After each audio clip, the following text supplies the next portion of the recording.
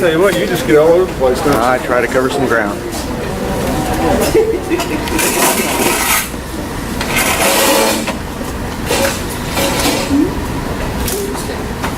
Okay. Welcome. This is our Lewisburg Chamber's annual State of the Village Address. It's a normal meeting for us as chamber members, but we also invite some special guests to come in and speak to us about what's going on in our communities, in the county itself. And also, we'd like to award a Business of the Year award each year to one of our local businesses that's serving the community as well. So, just to kind of give you a quick summary of what we've done as a chamber this year inside Lewisburg here. In March, we were partnered with the village to be part of the Preble County Expo. We had a nice display there. We kind of highlighted what was going on in the village, different things that were going on, different businesses in the village as well. As part of our vision here is to promote businesses within the village. And that was very successful. Police department also was out there with the village too. We had a good time that day. We also did our annual Business Bazaar, first weekend in May, where we try to highlight the businesses downtown. It's also opening day weekend for Little League, so a parade goes through town. We had several businesses set up right outside the hardware store, and to try to highlight the hardware store as well. That was very successful. We've had five ribbon cuttings for new businesses in the village. We had a consignment shop off on Main Street, a new hardware store, the new bookstore in town that moved here from Baytown, Olson Country Goods, which is over by Sarah's there on Route 40. They're doing well. Is it just those two? Can we do one for Estimates too? Okay, I might put it up there. And then we're planning on doing a couple more with Dollar General just opening up in town here back in the middle of August. We're going to do another ribbon cutting for them. And then also Prices Creek Veterinary is rehabbing the building just outside of town here on 40. And they've done a real nice job with it. They're not in there yet, but that's also going to be a business in the future as well. So it's been a really exciting year as far as opening new businesses in town. There's some other exciting things going on too, some of the speakers will talk about as we go on. But, and then we had our golf outing, our annual golf outing, which is our major fundraiser in July. This year we raised over $2,000. That primarily goes to fund our scholarship program. We always award 2 scholarships every year to our seniors at $500 a scholarship. And it funds other activities too to try to promote businesses in the village here. That's what we've done in a nutshell. It's been a pretty busy year, and we've had a pretty successful year. Hopefully, 2014 is even better for us. So we're real excited about 2014. We'll move on to our guest speakers. We've got several speakers here who are going to talk about what's going on in the county as well as the community. And our first speaker is County Commissioner Nicholas.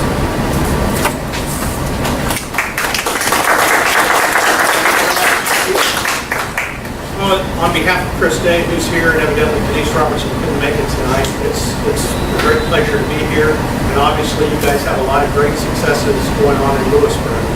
I'll tell you what, Lewisburg is really a gem in the county because from the people all the way up to the mayor, you guys have it going over here. And with a lot of the good successes that Chris talked about, we all know that there's more successes coming. Some of them haven't been brought out yet, but it's a great collaboration, starting from the top with your mayor and your great village administrator, Jeff Seward, to the village council. You guys ought to be really proud of them. I know you've got a lot of great citizens too, but everybody is working together here. Not only the Lewisburg council and the mayor and village administrator, but with the county commissioners. We've been more than happy to bend over backwards to make some projects happen here, along with Shaw Holmes, you all know her probably, and thank goodness for the Preble County Development Partnership. So all of that with the collaboration has made things go really well. And thanks to the first responders who are here tonight, the police force. I know last year the fire force was here too. But I'm sorry. We have one. Oh, I'm sorry, Jack. Yeah. Just in case I need it. Sorry about that, Jackie. Yeah, you're okay, you're all here. I guess it's what I heard, it's a day earlier. Last year was September 11th, and there was a lot of you here. So, yeah.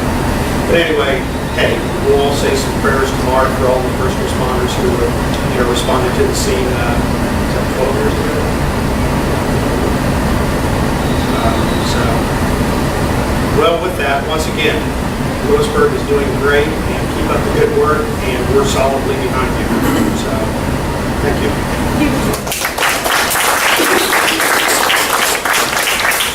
Thanks, Dave. Thanks for your time. I know everybody's trying to go, so we want you to get you and Chris both coming out tonight for our meeting.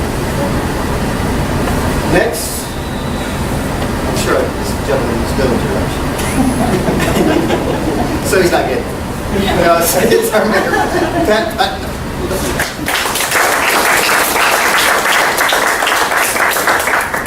Thank you very much. I appreciate the time this evening. I'm not very good at standing up and just talking freelance like some of you guys are. We're going to read a little bit of this, but I think it's important things we want to think about. 2013, Lewisburg has experienced some highs and some lows. And this is true every year, but I think I'd like to review a few of them if it's all right. The first one is our loss of Sergeant Hines on police commission. August 18th, 2013. We lost a good one. We're missing. And we could have been with silence.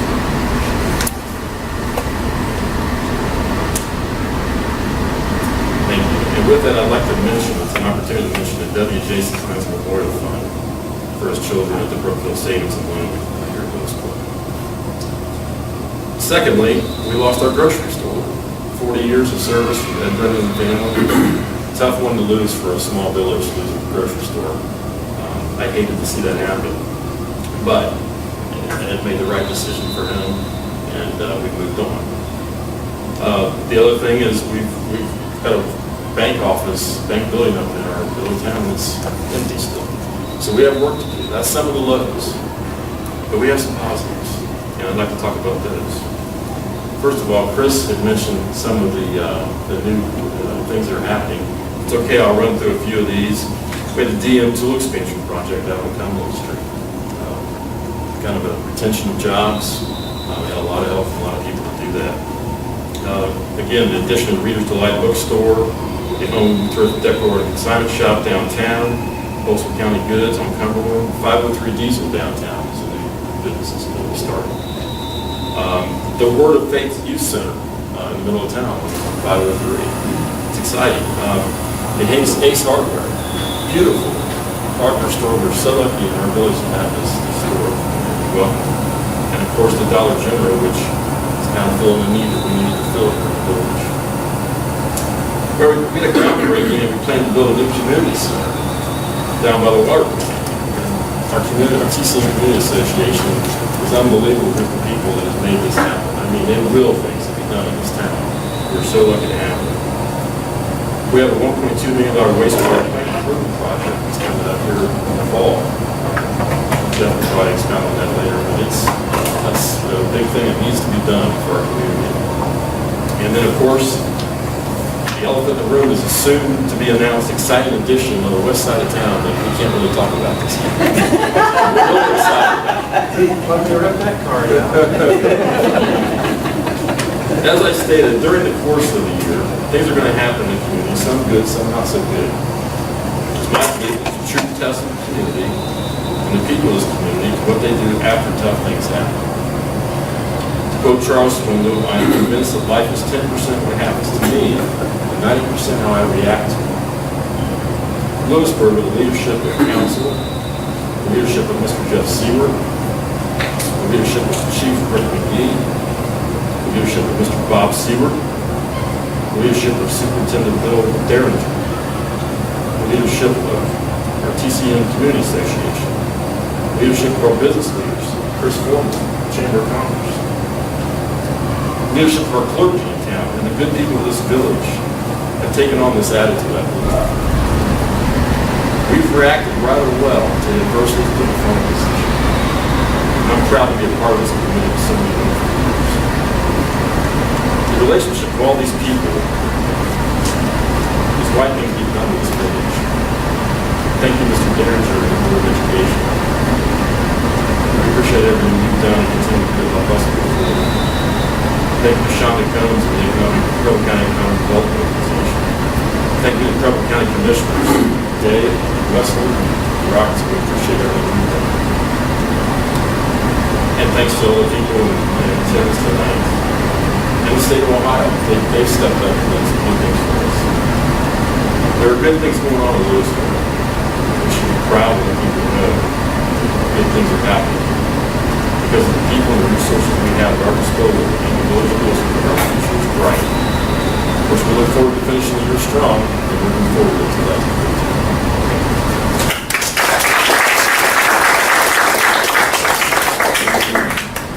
2015. Thanks, Pat. Just a side note, first financial closing in time wasn't such a bad gift for me. I was like, get rid of them, they're fine. If anybody knows anyone that wants to buy a bank building, there's a really nice in the middle of town we can choose to build up. I think we need to think outside the box to get that. They've got a 15-year deed restriction on anybody purchasing that building, not to use it as a retail bank establishment. So it's hard to sell a bank to anybody but a bank. So we're right to look great and try to see if we can find a way to fill that spot. Our next speaker is North Superintendent of Schools, Bill Derringer. Bill.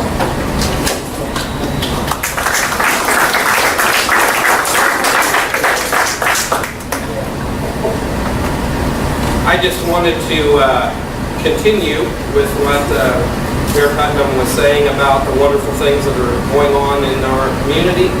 I had three different topics that I'd like to just mention to you this evening. One is what good things are happening at Tri-County North. Two is to talk a little bit about school safety, because we've made some huge changes in the areas of school safety this past summer and heading into this school year. And then three, I'd be remiss if I didn't mention school funding a little bit.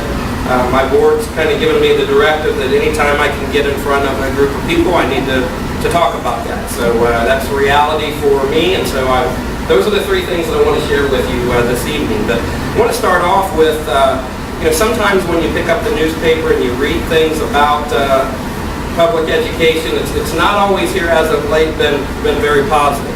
I want to say that Tri-County North last year, with the way that the state report card was, our elementary was awarded the Excellence of Distinction by the state of Ohio. We were also recognized as a school of promise. Our high school has been rated excellent the last 7 of 8 years by the state of Ohio. Last year we had 100% of our juniors that passed the reading and writing portions of the proficiency, the OGT test, and the state average at that time was 92%, and 100% of ours passed. So there was a lot of good things that we were taking from that. Well, this year the state changed the way that report card looks. It doesn't look like excellent with distinction anymore. It doesn't look like you're an excellent school or an effective school. They give you a grade, A, B, C, D, or F. And in the areas of passing the number of indicators, we were an A. In the areas of performance index, which is how well the kids do passing the test, we got a B in there. However, we got an F on our report card. And like any of you who have children, if your child brought home an F, what's the first thing that your eyes go to? It doesn't go to the A's, it doesn't go to the B's, it goes to the F. And what are the problems with that? That's something that we're really going to focus on here is basically we've been focusing hard on trying to meet the indicator and trying to get our kids to pass this test. And once they passed, we were happy that they passed.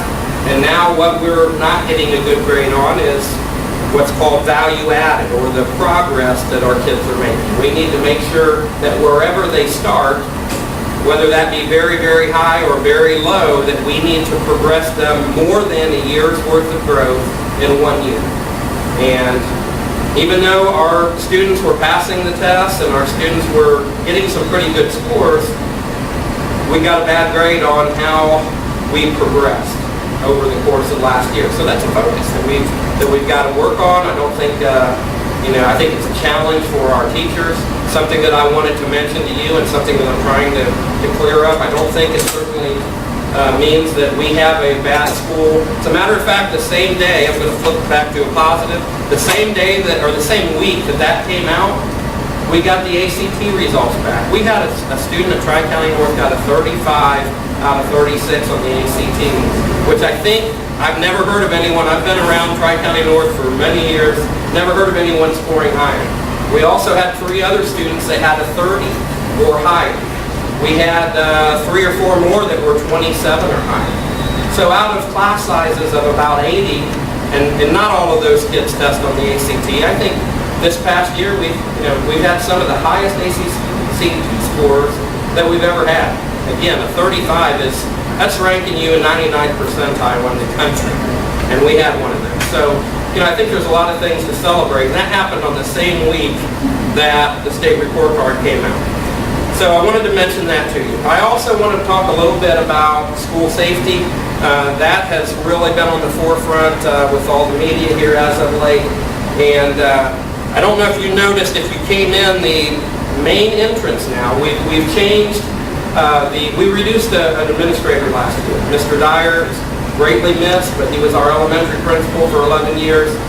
He retired and we did not fill that position. We moved Mr. Finkbein down to the elementary. He now is the principal for K through 6.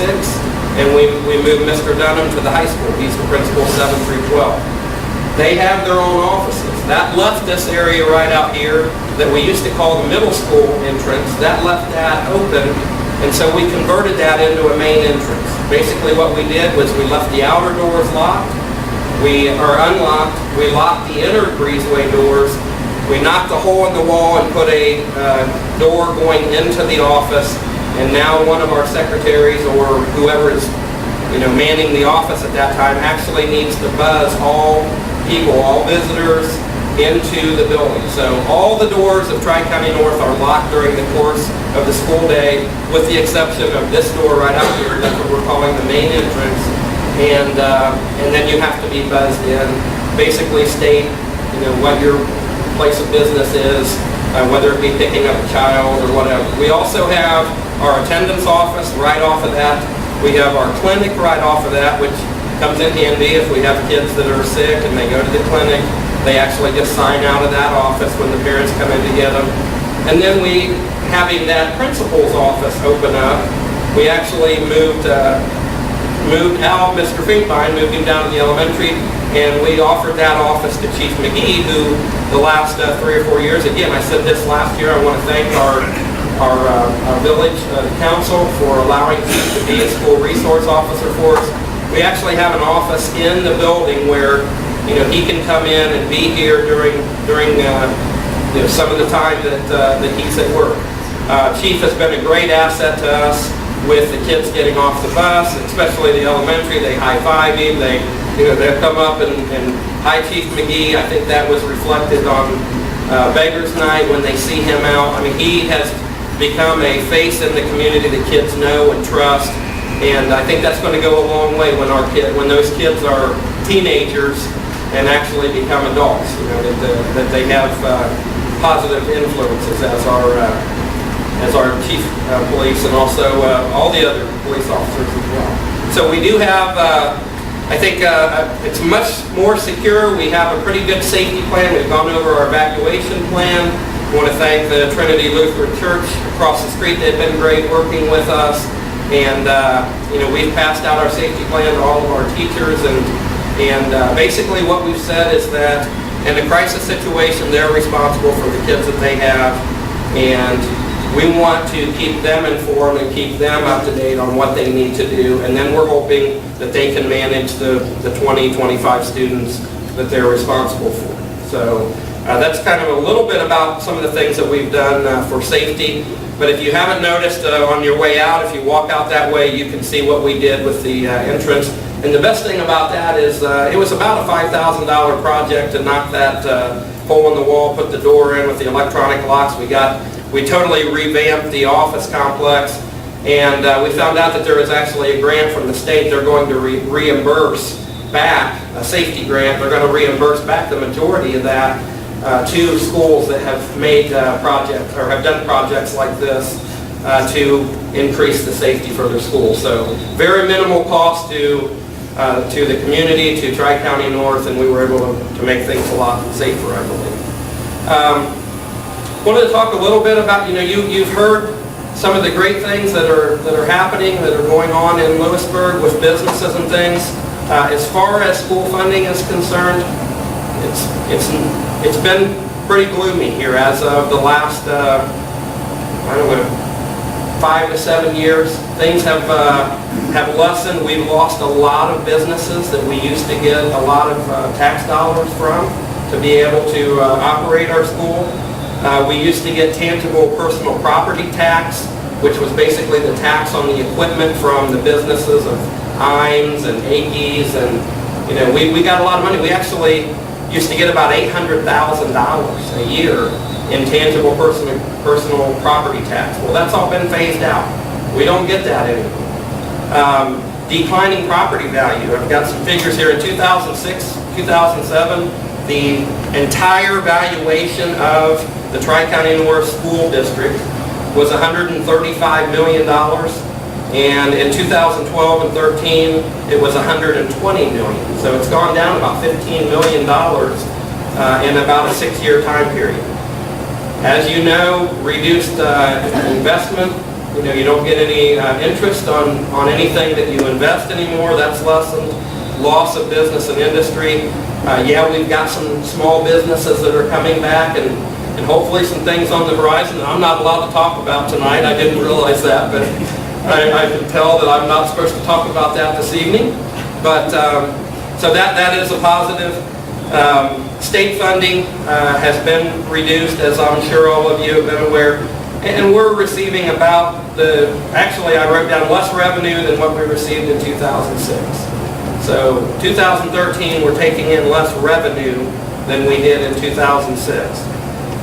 Cuts, we've been trying to make cuts, so I want you to know I don't think we're spending taxpayer dollars frivolously. I mentioned that we cut an administrator last year. We cut out the assistant principal about 3 years ago. As a matter of fact, in my time as superintendent, we have reduced, or through attrition, through people retiring and not replacing, 30 employees. Tri-County North is down 30 employees in the last 7 years. And that amounts to about $1.5 million a year in savings. And even with that, we're still struggling. And we haven't given raises in 3 years. Everybody's been frozen. All their steps that you've heard about, those have all been frozen. And 24 other employees, basically all the custodians, anybody that worked 260 days, we took 5 days from them, including myself, the treasurer, all the secretaries, the custodians, and we reduced everybody by 5 days just in an attempt to try to balance out these cuts that we were making. So we're doing the best we can, but we're going to be forced to go on the ballot in November. We've already filed that.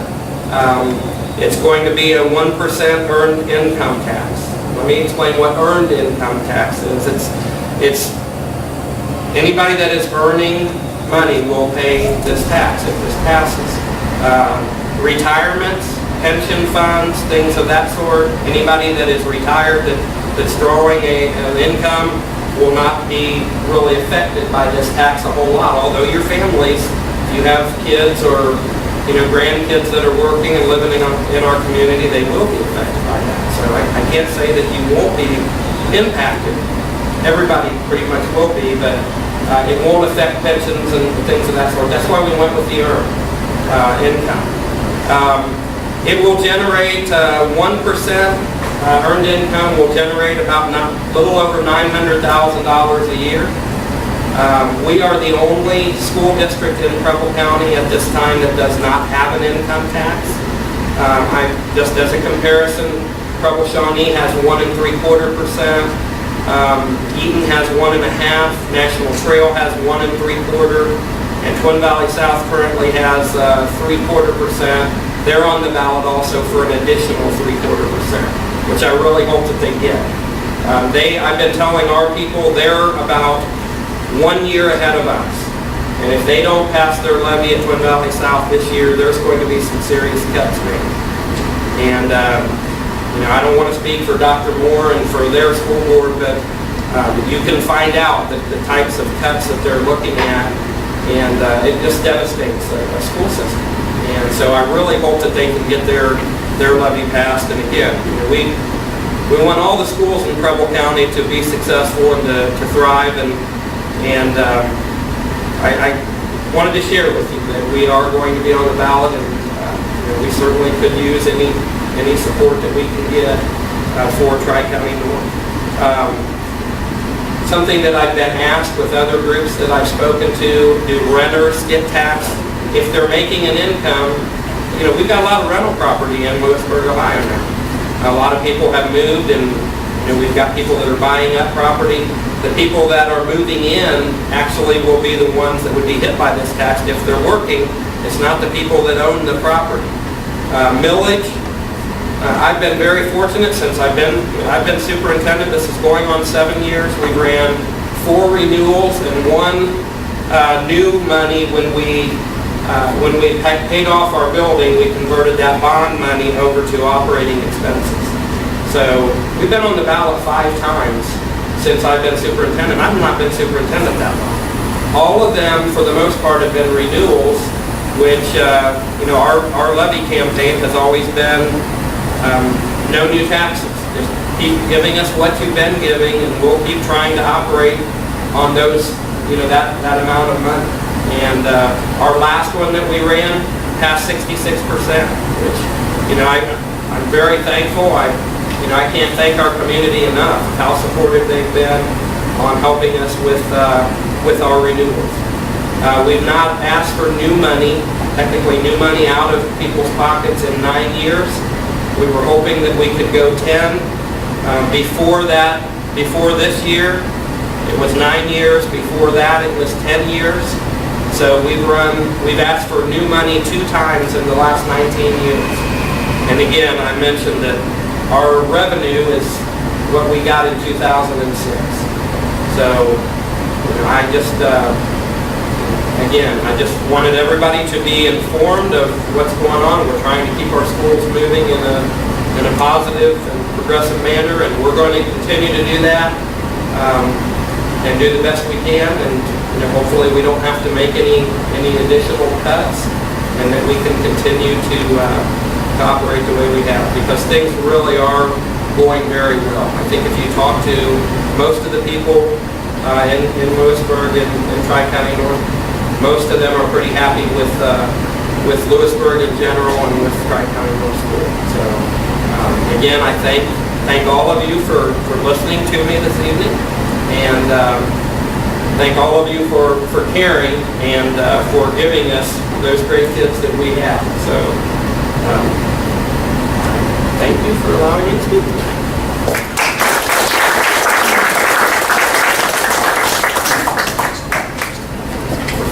Thanks, Bill. Good question. Yes. Right back in the day. Common Core. What's your opinion on Common Core? Don't put me on the spot. There's a lot of debate right now with the Common Core that's coming out as far as what we should be or shouldn't be teaching kids, and it's pretty heated debate right now. Yeah. And Where's Ohio on that? So I don't know where Ohio is. Ohio signed on to Common Core? yeah, Okay. So now it's just a matter of what standards to set. Is each state different on the Common Core? there's a lot of schools that, or a lot of states that have gone with the Common Core. Most of them have. It's just like the testing. Everybody's moving to online testing now, but now we're starting to get some different states. Florida dropped out of the online testing here a few months back, just for the cost of it, and they're realizing that they can't support the technology and things of that sort. So a lot of things going on right now, a lot of hot topics. Well, Chamber Service supports the bond issue, I think. I've always been a big supporter of some of the bond issues. It's been crazy because I don't watch I'm not hogging what the schools are spending, but I've always trusted our administrators and our teachers to spend the money as wisely as they can, and they're always on shoestring budgets. I'm 53, I think schools have been on shoestring budgets as long as I've been alive. They always never have enough money, and no one ever wants to pay more taxes, but for me that's a huge investment in the future. We can't get on that with it, so. Okay, next, our final piece of business for tonight's meeting is to award our business of the year. I gotta put my shoes on to read my notes here, so. Tonight's business of the year is Brown Memorial Library. They've been serving our community for almost 80 years. Library opened up on September 28th, 1935. In the middle of the Great Depression. So that's a positive sign right there to open up a new library in the middle of the Great Depression. The building was the former home of Dr. W.G. Brown. His daughter Anna bequeathed them over to the village in 1934 to be used specifically as a library. And she also donated her family's collection of over 400 books at the time to get the library started. Today, according to their website, the library's got over 15,000 books, articles, periodicals, videos, all that stuff, right? Is that right? Am I right? 15,000? In-house. In-house. That's just at our library here in town. The original building, the front part of that building dates back, we think, to about 1830. And I heard rumors today that it's the oldest brick building in Lewisburg. It's still standing. The new addition on the back library is added back in 1989. The library offers various children's reading programs throughout the year and summer. They recently joined the Serving Every Ohio Consortium, which is a consortium of, how many libraries in Ohio is that? How many? 150 libraries they're connected to. So you could go into our library, pick out a book, they can order it, have it delivered, what, a day, 2 days? Couple days. This is all at no cost, I'm assuming, right? They share all these articles, periodicals, books together, just expanding your library out to what, over probably 1 million? 8 million. That you have resources to right here in Lewisburg that you can have your hands on right away. So that was a great addition too. And I know they were going over that last year in the spring. When did you finalize that? Say what? The consortium, when was that? Yeah, it's a year, September 20th that we've been in. Okay, so that was a lot of work too, because you had to catalog everything, get it online, so everybody else had access to it. You also have computer Wi-Fi access to it as well. So people living in our community that don't have a computer, don't have Wi-Fi access, it's very collaborative. The library here in town, and libraries always, they're a key part of improving our community, improving our education, not just for kids, but also for adults too. We're always constantly learning as well. And the greatest thing about libraries is that it's all free. It's all free. It's a great concept, something that this country has been dedicated to for a long, long time. And it's probably way past time that we recognize our library to what they can contribute to the community over the years and continue to do so. They're always looking for new ways to be innovative, to be relevant, in today's day and age. I read an article a couple of weeks ago. They were talking about, I think it was New Hampshire, and they said there's more libraries, I think, in New Hampshire per capita than anywhere else in the States. They were saying some of their libraries are no bigger than an 8x10 office, and they have like 20 books in that library. It's in a town of like 50 people, but they still have a library in that town. It's that important to them. And I think we should kind of take that saying that our library is very important to us. We always want to support it and part of it and have it part of our community as well. It's a value-added thing. It makes our community a better place to live, a better place to work, a better place to attract businesses. It's just one more thing we can offer people that are looking to come to Lewisburg. So, without further ado, I'd like to give this year's Business of the Year Award 2013 from the Chamber to Brown Memorial Library. Let's go.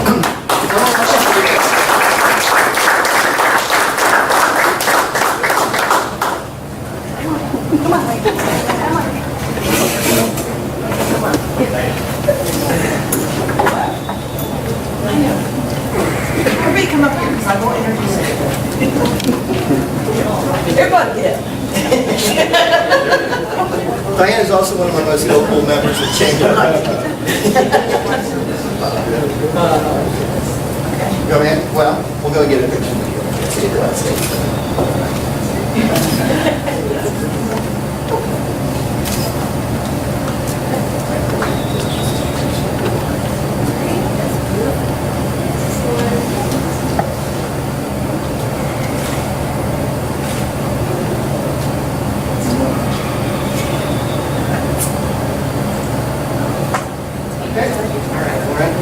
Okay, well, thank you. Where are you guys going to go? Get back. It's good to be involved. Everybody knows me, I think, but I'm Diane Ode. I've been with the library, this is my 15th year. So I've been director since 2001. Great staff. The director's only as good as the staff we have behind it. So we have 5 staff members, that includes me. One could not be here tonight, but I'm going to introduce who's here. This is Karen Emery. Karen, how many years with the library? Almost 5. Chris Williams? Oh, yeah, 3 years. And Joyce Scott, 9 years. So that's our staff. And we have our trustees, some of our trustees here tonight. I know they don't want to come up here, but we're a municipal library, so we have a 7-member board of trustees, and we have 5 here tonight, so don't move. The man taking the photographs is our vice president, that's Bud Toki. Striped shirt is Katie Schlotterbeck, most of you know him, he's also the village fiscal officer. And the pretty pink shirt is Jan Molitor. Jan's been on our board how many years? I have no idea. A lot of years. A long time. Barbara Foster and Lynette Liddell. She's our newest member, so we really appreciate the support that the village gives us. It's a tough time for libraries now. The dreaded word, digital shift. Change or go away. So we're trying to make some positive changes. We're trying to keep up with what people want, and we want to remain a vital part of the Lewisburg community. So we encourage everybody, if you haven't been in for a while, don't judge us by maybe that we don't have anything, or back when I was a kid, it was a musty old place, because definitely the library is not that way anymore. So if you haven't been in for a while, we'll give you a card. You can check some stuff out. So thanks again. We appreciate it from the chamber.